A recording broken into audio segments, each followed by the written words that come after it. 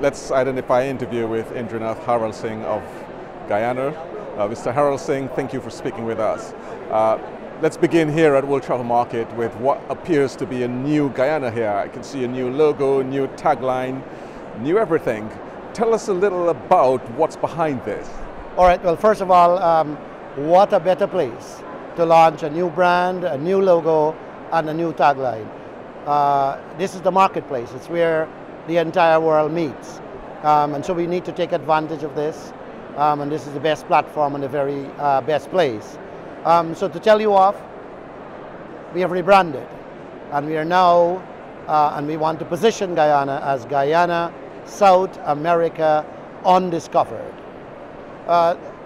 Coming up with this logo and with this tagline has been the outcome of a lot of research and a lot of work.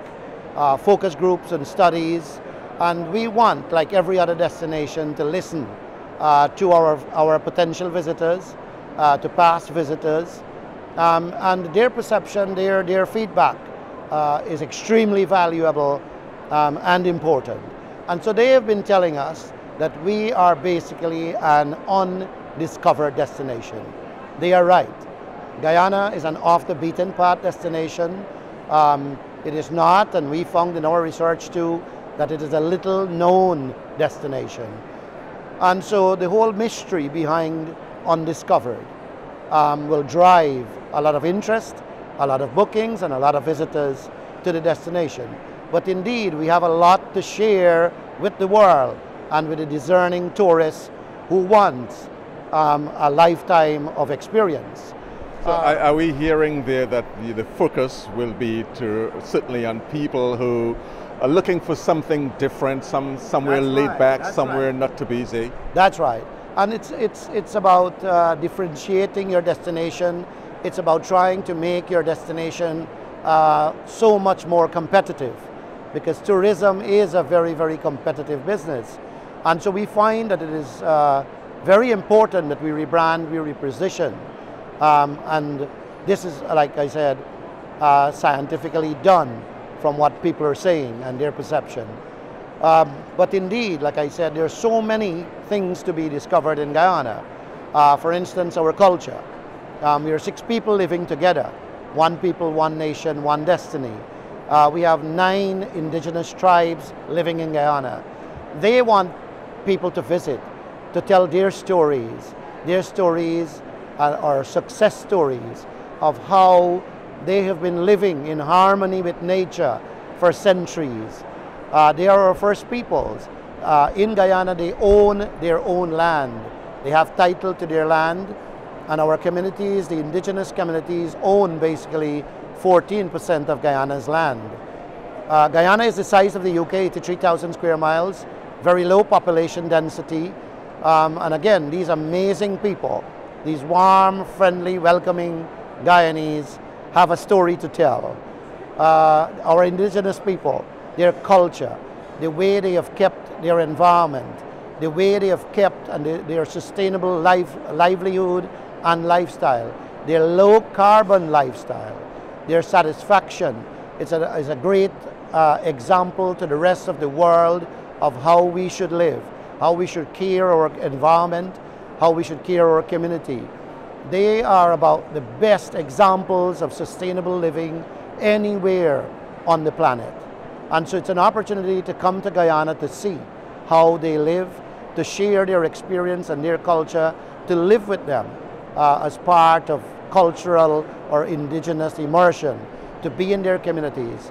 Guyana is covered by 80% tropical rainforest, jungle survival, being in the forest, and the forest is basically the lungs of the world.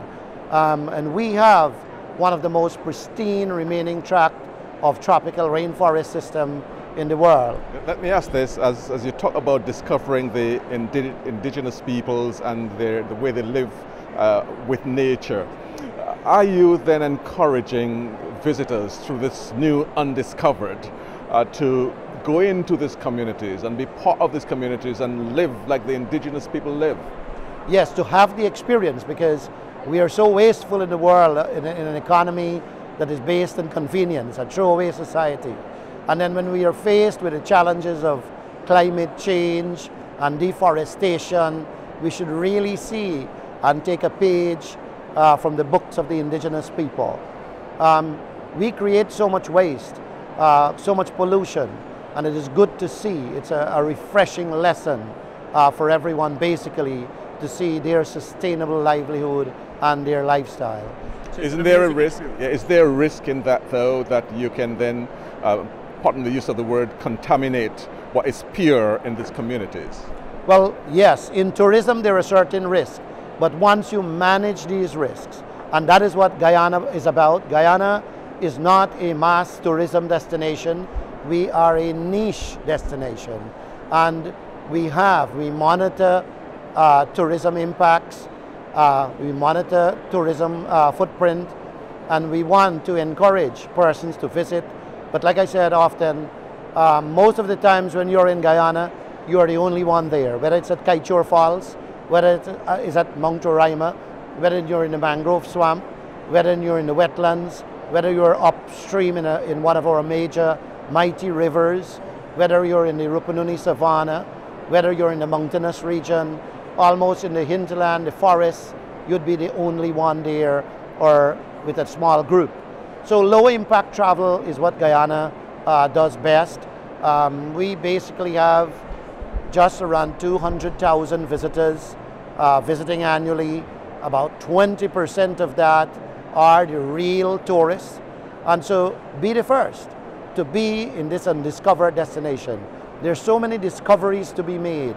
The tranquil nature of the country, the green, peaceful nature of the country, interaction with our communities, our indigenous communities, the amazing wildlife that lives in this tropical rainforest paradise, over 900 species of birds, some of the largest creatures in the kingdom of nature, from the harpy eagle, the largest bird of prey, to the arapaima, the largest scaled freshwater fish in the world, to the jaguar, the largest cat in South America, to the largest of its kind in terms of the anteater, the giant anteater.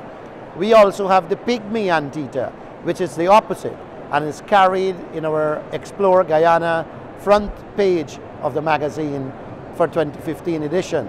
So we have the largest and the smallest in the anteater as well. The anaconda, the caimans, the black caimans that are endangered. So a lot to see and do in Guyana. Lots of events, lots of festivals because of our multicultural nature, from Easter to Diwali to Holi to Mashramani, our carnival type event, when we come together and celebrate in February, and when we also celebrate our Republican anniversary, to our independence, to Arrival Day, to Emancipation Day, to Christmas, you name it, we have it in Guyana. Lots of fun, lots of excitement. It's a destination that you should discover. It is unknown, it is unique, and we are waiting for you. Let me deal with the other part of what is the new tagline, South America. So it says South America undiscovered. Geographically, you are in South America. In every other means, you've been part of the Caribbean. What has changed? Nothing has changed. Guyana has always been in South America. We are physically located in South America, but politically and economically, Guyana has been an integral part of the Caribbean. We have been a founding member of CARICOM, the regional integration body, and our trade and our relations with CARICOM and with the Caribbean remains the same. We offer a unique opportunity for visitors to Guyana, and we basically have what is called a dual identity as Caribbean and as physically located in South America. So it's not that we have departed from the Caribbean. We are still the gateway to the Caribbean and yet the gateway to South America. Even as we are at this travel trade show here at World Travel Market in London, you can see our correct positioning. We are right here in front and between. So we are next to North America and South America on the left, and the Caribbean is just behind us. So you're right at the entrance, correctly positioned, strategically located and positioned. So it's not a departure from the Caribbean. We are still, we share the coastline with the Caribbean. We share so much relations and warmth with the Caribbean. But in terms of our geographic positioning, and we are virtually unknown in South America. And it makes it very, very interesting because we're also the only country in South America whose official language is English. So many opportunities. The fact that Copa is now flying to Guyana opens up the rest of Latin America and South America to destination Guyana, even though we are trying aggressively to pursue and to get many other airlines to fly to Guyana to really boost our accessibility and the airlift. So really we are in South America and we have a lot in common with South America, yet we are different from South America.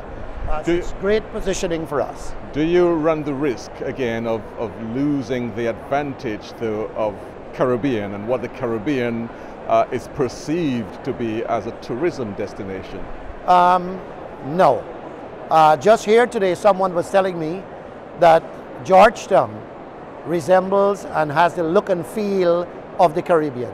The way we speak, the way we live, our hospitality, our warmth, also reflects the sunshine and the warmth of the Caribbean.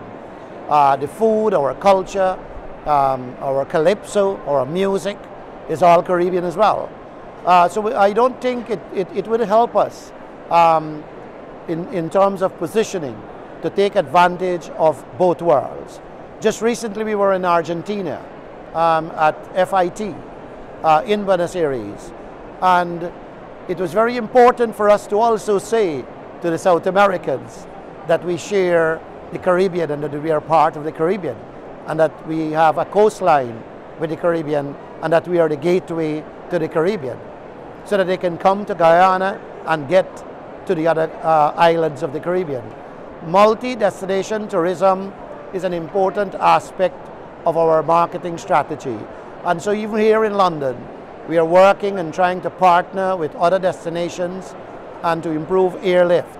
And one of the best ways is to do it through multi-destination tourism, to get carriers to do what is called double drop, to whether it's to visit St. Vincent and then come on to Guyana, whether it's to Barbados and then to Guyana, whether it's to Antigua and then to Guyana.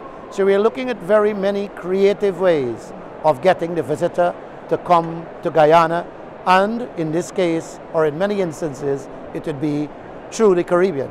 So come to the Caribbean for the sun, sand and sea, and then come to Guyana for the exquisite nature, the exotic nature and adventure destination and our experience. So come to rainforest country, come to the land of many waters, come to where there are friendly people just like in the Caribbean.